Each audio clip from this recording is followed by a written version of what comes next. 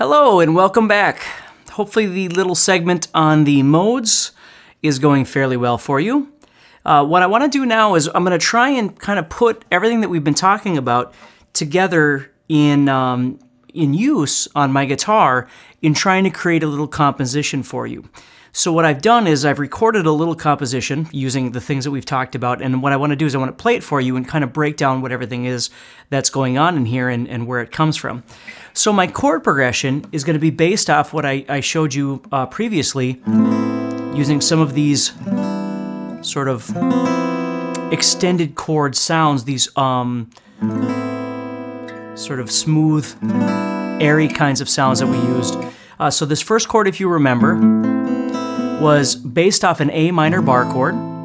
But what I did was, instead of playing the full bar chord, I simply played the 5th fret of the 3rd string and the 7th fret of the 4th string, along with some open strings. I used the 5th string open because it's A, that makes sense. I used the open 2nd string, which is B, and if you remember, if I'm in an A chord, that means I'm using an A add 9, A minor add 9. And then the 1st string is E, which is the 5th, A, C and E, excuse me. So that's an A add 9, A minor add 9, I should say. Okay, then we move down to a G chord here, and I did this bar chord. Instead of using the full bar chord, though, what I did was I used the bottom half of it, which many of you would know is like an F shape. But instead of doing that, I left the 1st string open. So I was using the notes of the G chord. Okay, but I was also using this note E on the bottom. So again, if you think of a G chord and we're going to add E in, okay, that would be like a G6 or a G add 13, we could call it.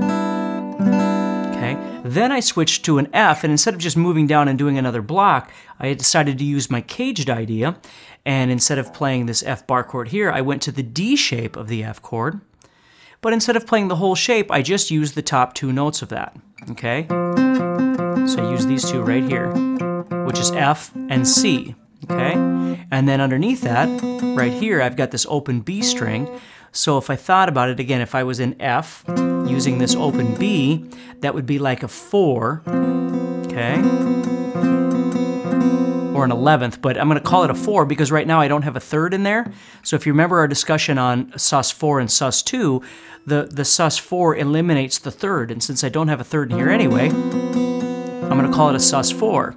Then I have an E over F, which makes technically an F major 7. So I have an F major 7 sus4. Those are the chords that I'm using. Okay, so I'm going from here to here, and you'll hear it in the progression, to here, and then back to G. And I'm just walking that over and over and over. But what I did on top of that was I added a bass line from the bass guitar, which I don't have obviously with me right now, which was just doing the bass notes, A, G, and F. And then G, and then F, then back to G. Just to add a little bit in there. Then I have 2 harmony lines. The first harmony line that you're going to hear, what I'm doing is I'm going to the note A, then G, then F, then G, which makes sense. I'm just following the root around. Then the next thing I did was I used my ideas of triads, and I thought about it and went, okay, well, let's add a 3rd in. So over A minor, the 3rd I would be adding would be C, because if you know your 3rd, or you know your triad, A, C, and E, so I'm adding the note C on the 3rd string at the 5th fret. Okay, and then I'm going to the 3rd of the G chord, which is right here, which is B. Okay, then I'm going to go to the 3rd of the F chord.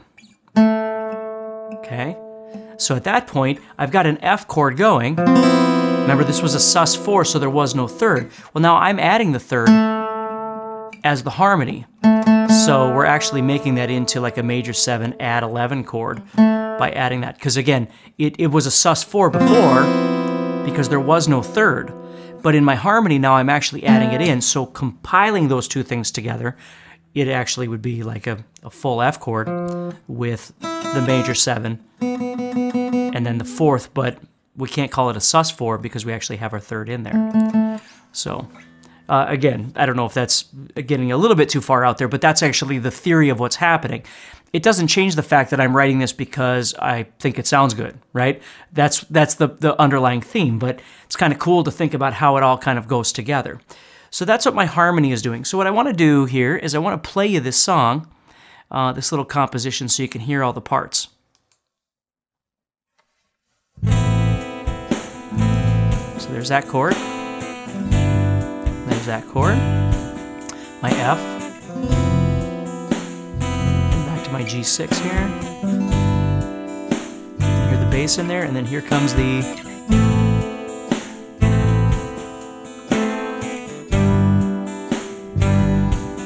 Hear that note?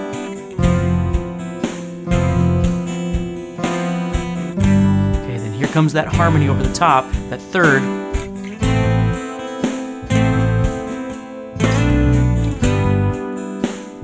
Adding a little slide for effect.